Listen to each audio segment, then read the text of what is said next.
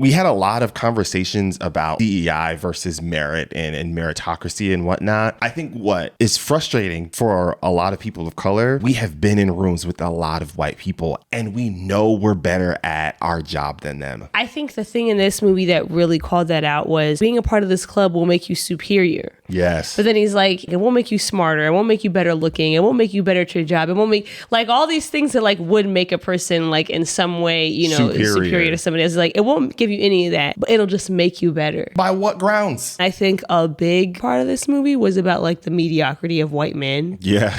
Bob is, like, I think, a genuinely well-intentioned person. Yeah. And at the end of the day, he never once saved his daughter. She saved herself the whole time. His mediocrity put people in danger. And so because of that, he constantly needed assistance from other people in this movie that were constantly being put at risk because of him. Crazy Stupid Podcast. Thank you so much for tuning in. If this is your first time watching, we'd love it if you could hit the like button, the subscribe button, and the bell so that you are aware of when we post things. Hi, everybody. Welcome back to another episode of Crazy Stupid Podcast. My name is Esther. And I'm Adrian. And today we're here to talk about the film One Battle After Another. We should probably say this will be a spoiler review. So if you have not seen the movie, what are you doing? That movie's like that. That movie is like that, bro. Before we saw this movie, I saw a post from Jamal Burkmar. He was like, he thinks this was the movie of the year. And then he went as far as to say it could be the movie of the decade. Ooh, you think it's movie of the decade? I could see it being up there because it encapsulates so much of the things that define this decade. I don't know. We're only halfway through the decade, but I see it's it. really good. I see the vision, though. It's really good. The first thing I noticed on the rewatch was just this idea of, like, just honestly the sexual objectification of Black women. Yeah. Obviously with Lockjaw, Sean Penn's character, you can see it gets to perfidia also. For all of the, you know, gravitas that she puts on about how unbothered she is, and she definitely is a very powerful character and very strong. Yeah. And she makes sure to present that to him whenever they interact. When she walks away from him in the bank, you see it. It like falters for a second at her facial expression, and you can see it bothers her. Even in their very first interaction, the reason why she reacts to him that way and is like, get it up, is because the first thing he says to her when he sees a gun pointed at his head is sweet thing. That's where the film started for me, and everything else just comes out of that. Even in that same scene by the fire when she's talking, and she's pregnant while she's saying this, and she's talking about, like, she's like, you know what this pussy's for? This pussy's for war. Yeah. Again, like, joking. But it's this idea that, like, she's putting her body on the line in a very real and intimate way that nobody else there knows about, as far as we know. Like, the very child that she is carrying is the result of an action that she took that, from her perspective, was in service of the revolution. Yeah. She made a decision to protect herself and her team, to do what he told her to do, because he said that was the only way he was going to let them keep going. And out of that, she has a child. So even her feelings towards the child makes sense. Yeah. When you put all of that into perspective. It's just... the movie has a lot of humor in it, and like it's funny. Like, I laughed a lot, but there's a lot of moments, at least for me as a viewer, I was like conflicted of like, how do I react to this? How do I feel? Because it's also a deeply sad story. Yeah. There's just something so wrong and imbalanced about how things are playing out. You can tell not a lot of people know that Willa is Lockjaw's daughter, because they still haven't even come to grips with her mom's legacy. But there's like a very strange conversation that Willa has with Lockjaw in the car, where like they're kind of going back and forth, like she's calling her mom a rat, and then he's almost like affirming her in like a very strange way, like she fought for freedom. Like, obviously it's through a distorted lens, but no one could truly make sense out of like who she was. No, she was a very imperfect character. Yeah. And I appreciate that about her a lot. Because even putting aside everything that she went through, as a person, she was unstable. Yeah. Like, you could kind of see that she was unpredictable. When they go to the nunnery, the nun is talking about perfidia, and she's like, she talks about like how she was a problem, right? Yeah. She's like the problem that keeps giving. And a lot of that definitely has to do with her ratting everybody out. but probably also has to do with just the fact that she wasn't unpredictable. She was an unpredictable person in general, right? We kind of see like she was reckless, right? Like, you know, when her and Bob, he plants that bomb, and then she's like, let's stop right now and have like, ma'am.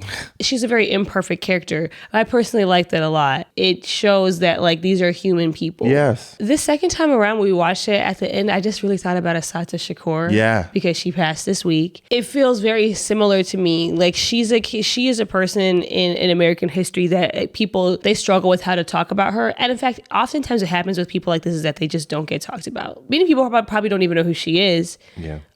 Because people don't really know how to talk about her because, you know, what she's known for is being, you know, accused of killing a police officer. And so there's complicated feelings around that. And there's claims of her innocence and there's claims of her, you know, of her guilt and you know, and we don't know. She's no longer here and she couldn't stand up for herself. She had to live in exile in Cuba for the remainder of her life.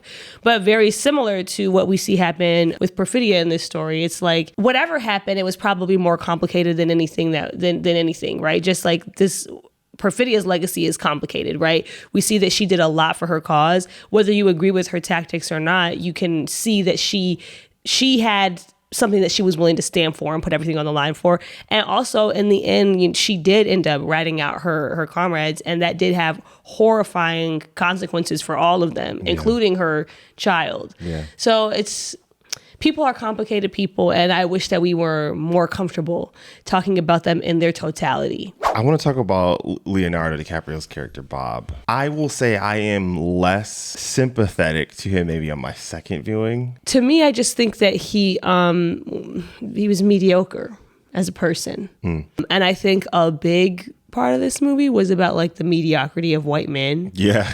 Bob is like, I think, a genuinely well-intentioned person. Yeah. Political correctness, like he definitely does not have that. But I do think that he believed in something enough to put himself in danger for it. And I can respect that.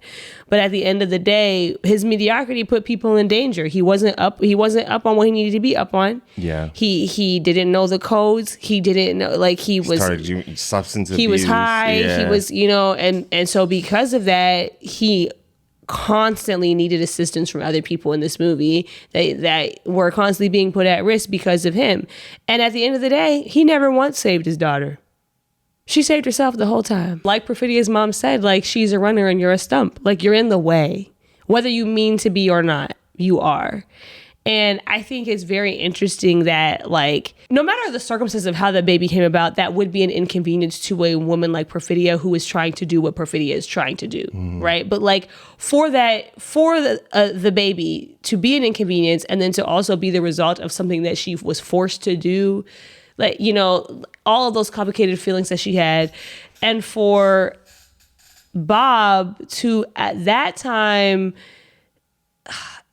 do all of this stuff to seemingly be a father, only for him to end up being a mediocre father. Yeah. There is also just something about that too. Like, you were not a reliable father figure to her. And he even has that conversation in the car with the sensei. You don't know how to do her hair. Yeah. First he's like, you know, I always thought that it would be Perfidia walking through that door one day. And it's almost like the way he's talking about it, it's like waiting on Perfidia to save the day again, to come in and do the things that he's not doing. Like, yeah, you can't do her hair. You've had 16 years to learn how to do her hair, you know, like just things like that. It's like you did all of this just to like not see it through. And I find that frustrating and difficult to respect. Despite us as the viewer being able to watch their actions and coming to the conclusion that like, oh, you guys are mediocre. Like, I think underneath it all, there's insecurities that they also know. Right. But there is still either a strange arrogance or a strange level to overcompensate that you see all the time. And not just with Lockjaw, but even the super secret boy band with the Christmas people, even when they talk about some of their like employees. One, you're doing all the labor that you're saying like, oh, they're disrupting migrant workers and like, oh, I really love the food that they make. So these people are actually like contributing to society, whether it's with small businesses, whether it's with farming. You all aren't contributing in any way, but you still look down at them. Obviously, I'm not like condoning the indigenous guy, you know, the one that was rounding up a lot of the bounty hunter. Yeah, but the white guy, he can only go so far in affirming how good he is at his job because he isn't white. And we had a lot of conversations about like, you know, going into last year, like DEI versus merit and meritocracy and whatnot. And I think what is frustrating for a lot of people of color is that we have been in rooms with a lot of white people and we know we're better at our job than them. You know, like conservatives have been pushing that meritocracy thing. Axios put out an article this week essentially saying that like, I'll just read it to you. Like this year, white men made up a majority of new directors at S&P 500 companies for the first time since 2017. Are we really going to sit here and say that like that's merit? You know what I mean? Like the exclusion of every other social identity except for two. That's merit? Really? Mm-hmm. Like statistically, that doesn't even make sense. Yeah. You know what I'm saying? And so like, I just appreciate that them sort of naming that like Sensei is, I think my second time around is my favorite character because he has this calmness that there's humor to it, but I found so much comfort in that. And he says that line where, he says it in a funny way, but he's like, we've been laying siege for hundreds of years. Like essentially like we know what we're doing. And it's not just him. When he walks with Bob into the house and Bob is like flipping out, he's just kind of giving, casual directions to all of his family members and they don't question. At one point, he literally says to one of his family, like, you know what to do. Like this is routine. They know the process. They know how they operate. And it's just such a strong contrast to whatever Bob had going on. I definitely agree with what you were saying about like them. It's like them knowing or having a sense of their own mediocrity. I think the thing in this movie that really called that out was when Lockjaw is in that meeting with Tony Goldwyn. When Tony Goldwyn walked out, I was like, what the heck? This is crazy. There's so many people in this movie. That's my guy. But when he was having that conversation about joining the Christmas Time Adventurers Club, and he says, he was like, being a part of this club will make you superior. Yes. But then he's like, it won't make you, he lists like a bunch of things. It's like, it won't make you smarter. It won't make you better looking. It won't make you better at your job. It won't make, like all these things that like would make a person like in some way, superior to somebody else. Like, it won't give you any of that, but it'll just make you better. By what grounds? By no grounds. But I think that goes to what you were saying. I think that white men, as other groups of people are gaining on them and because they've been given access to things, as other groups of people are gaining on them in the ways that they value income earning in terms of education level, success in the job, in the workplace, they are realizing that there's nothing special about them. There's nothing innately special about them. They're just like everybody else. And I think that with that realization and the resistance to that, because they have been either outright or subtly told their whole lives that there is something special, that there is something superior. They're looking for ways to hold on to that superiority. And at the end of the day, there is nothing except for we just are. And I think that's what the Christmas Adventurers Club, and that's also like the foundation of white supremacy. That's why we're seeing all these white supremacy ideals start to become more popularized and spoken about more loudly. It's a way to combat this sense of like, in a future world, if things continue on this trajectory, we could be just like everybody else. Yeah. Everybody else could have the exact same access to everything we have. Everybody else could be operating in the exact same spaces that we're in. Everybody else could be doing everything that we are doing, achieving everything that we are achieving. And I think the resistance to that is making them fall back on this ideology that we kind of thought had been dying out, but is not. That's just like, you're just better because you're just better. You don't have to have anything to prove it. You don't have to have anything substantial that puts it on paper. You just are. Listen, and that's the vibes I was getting from Sensei. Just like, Ocean. You mentioned the thing about Lockjaw. He's just overcompensating every step of the way. And I love that Willa calls him out on that, like the tight shirts, you want people to see like whatever muscular figure that you have. You got lifts on. Even the way that he walks, It's ridiculous. He wants to be noticed. He wants to. There's a hubris and this feeling of I want people to think that I'm important all the time, but it's no one does. No one thinks that you as an individual are important. They understand the role that you've been given and how that can harm them, but you as an individual, no one respects you. No, and that's why he went out of his way to apply for that organization, because he was looking for something. I also think he probably has a huge chip on his shoulder because like the one bit of recognition that he got for,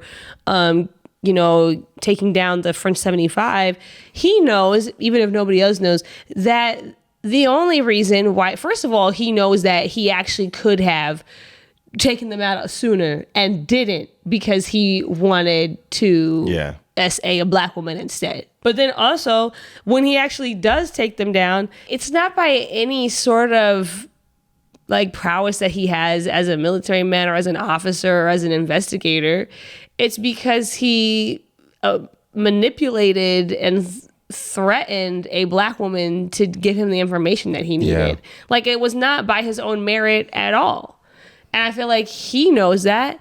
And it's like he needs to prove something to himself. So again, you go to the organization that's going to just tell you you're better just because you are. Yeah. They showed a lot of different versions of like these kind of like secret organizations, right? Like from all these different facets. Like we have the French 75, we have the Christmas Adventurers Club, and we have the organization that Sensei and his family have to keep these migrant families safe.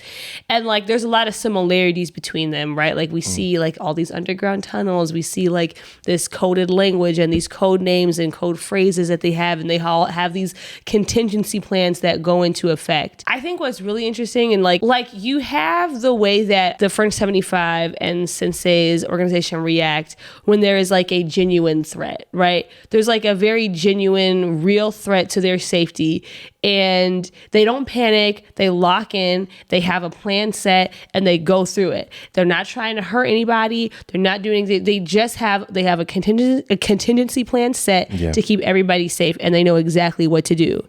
And then you compare that to the Christmas Adventurers Club, when they find out that one of their, not even an actual member, a potential member was in an interracial relationship, they essentially panic. Like, sure, they're not acting like Bob's character, but they were panicked. Yeah. They're panicked, and they're going now into a frenzy and sending out multiple people.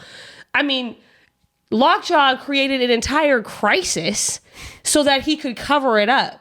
And then you have the rest of the people sending in all these bounty hunters and assassinators. I don't know what that other guy was to kill people. Like, that is an insane reaction. And you just kind of see like what signifies a threat. It's like you're looking down on these people of color, but like look at what threatens you. Yeah. And then like look at how you behave in that situation. And then look at how they're behaving in a situation that is actually imminent danger. Yeah. It just is night and day, and it says so much. They had to use all of this language, terrorist and drug criminal organization, that to, knowing none of that was going on. They had to use this weaponizing language to justify the brutality that they're using. And it just goes to show how flimsy it all is. Yeah. I always think back to the phrasing from Andor, from Nemec's manifesto, where he used that term brittle. Yes. To describe like it seems sturdy, but it's not. It crumbles easily. And I feel like this is just another example of that. It's like, look at the things that bother them. Look at the things that they are up in arms about. Even in real life, the president's talking about Tylenol, y'all. Bro. In real life, like they're throwing around phrases like leftists they're all domestic terrorists. The communists. Like they're literally doing this in real life to things that are like frankly not a threat to them right now. But like look at how they overreact because they know it's flimsy. Yeah. They know they don't have a leg to stand on. They know their ideology doesn't actually stand on its own. They know that it's not convincing, and they know that they're on shaky ground all the time. And so they overreact all the time. And then you just compare that to like just the steadfast consistency of the people in the film fighting back, but also the real life resistance movements that have been ongoing for decades upon decades in real life that just keep pushing. Yeah. When they are under actual threat all the time. Like you were saying, his line about like, we've been under siege for hundreds of years, and we just keep at it. It's just, man. I think what was striking to me was how this Christmas group, they tried to go out of their way, whether it's through language, whether it's through violence, whether it's through militarization, to dehumanize these migrants. And we saw it dating back in 2016 when we saw Trump and the Republican Party make such a very drastic shift, and essentially the country has kind of followed in that direction. Like the country as a whole has gotten a lot more conservative when it comes to immigration. But despite all of that, I love that, you know, Thomas made this intentional effort where like you don't necessarily interact with them that much. You just see them being human, right? Like there's scenes when the guard goes in to give Lockjaw the news and he's walking past the cages. You're seeing the kids playing with their, you know, foil blanket and rolling it up in a ball like they're playing sports, right? They've maintained their humanity despite the conditions that they're living in. When Sensei goes up to the tunnel, yeah, those living conditions are like not great, but like kids, parents, they will take the kids' drawing and they like, you know, taped it to the wall, right? Humanity has still sort of survived for them. And you contrast that to a lot of the white people there, especially in the Christmas group and people like Lockjaw, you essentially have everything that these migrants are seeking after, but you've already lost this humanity that you claim that the migrants don't have. Mm-hmm. And I just found that so powerful. They talk so much about God and whatnot, right? Like when he goes to the taco store to find out what was the nun spot, and he makes the guy says like, yeah, they're nuns, but they sell weed. And he's like, are you making some kind of sick joke about God? Like to give this impression that like he's a God-fearing man. There's no evidence of that. Mm-mm. The migrants, Sensei walks through the church and you see them with the nun. They're praying in the first few pews of the sanctuary. I just feel like all of that is necessary. So much effort has been made to demonize these groups of people, and it hurts because it's like I just feel like a lot of Americans don't really know what immigrants go through, and it's just heartbreaking. And I know I read a lot where like this script has been written like 15 to 20 years, but you can tell that like an intentional effort was made to put this piece in, and I really appreciate that. I do too. Yeah, it was an important backdrop to the story that added a lot of layer to the messaging, 100%. Yeah. I had a couple other things about Willa/Charlene. The scene that really got me with her was when she's like face to face with Lockjaw for the first time. And you just see, I just have a lot of respect for this. She is determined. She is determined to keep her head up in front of this man that she knows without knowing anything. Yeah. She knows that he thinks nothing of her. She knows, you can always tell when a person has no respect for you, does not think of you as an equal human being to them. And she is determined to look him in his eye, to keep her head up, to stay prideful, to not break. And you see that like raw emotion and that just like contempt that she has for him in her performance, just seething through. And I loved it. I got really emotional. I will say to that point, and I was thinking about this, that piano theme that plays, it adds to it. Yes, but that song's only played maybe like 3 times, like right at the beginning. it's played in that scene that you described with Willa walking down that hallway or the the room. And then it also plays when Lockjaw exits.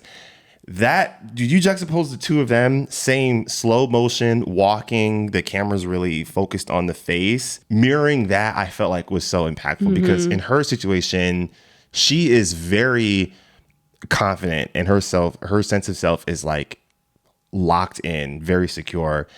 So like the feelings that she's portraying is like unwavering versus with him, he walks out and he's faltering. He can't keep his composure. So I just thought that was brilliant use of that music. That's a very good point. Yeah, and I have to say too, like to that point, like she's unwavering, but also like her world is crumbling. Yeah, she's learning that her mom was not who she thought she was. She's learning that her father is literally not the person that she thought was her father. Like everything is falling apart for her, but she's like, these people are not gonna see me shit break. And I had a lot of respect for that. It made me feel really emotional. Only other thing that I just want to just give my praise to Tiana Taylor and to Regina Hall. Regina Hall, she needs to get some shine. Listen, I get defensive a lot of Black actors. Tiana is up there because I don't think people know, or maybe this film will reveal how talented of a human she is. Artist, writer, dancer, actor, all of it is there. And I think Regina, I would put her in that same conversation as well. I think there are a plethora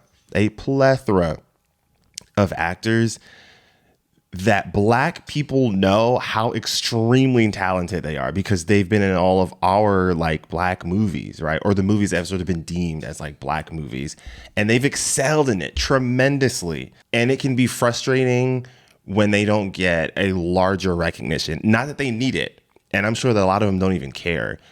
I would just like to see their success grow in that field because I feel like they deserve it. No, they 100%. I mean, Wood Harris is in this film. Yeah, I think he's another person I put in that category. When we watch Sinners and Delroy Lindo is in the same conversation. He's an actor where I was like, you've been around, and I know you have killed it in every role, and I know that there's half the country doesn't even know who you are, and I'm sorry that I get defensive about that stuff. It is frustrating, especially when you compare their careers going back years, some of them decades, to a person like Timothée Chalamet, who is extremely talented. I love Timothée Chalamet, and he deserves everything that he is getting.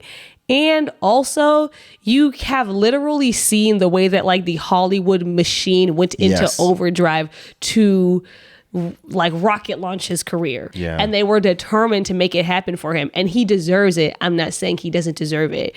But we've seen that happen with several actors and actresses over the years. I think Emma Stone is a person that happened with.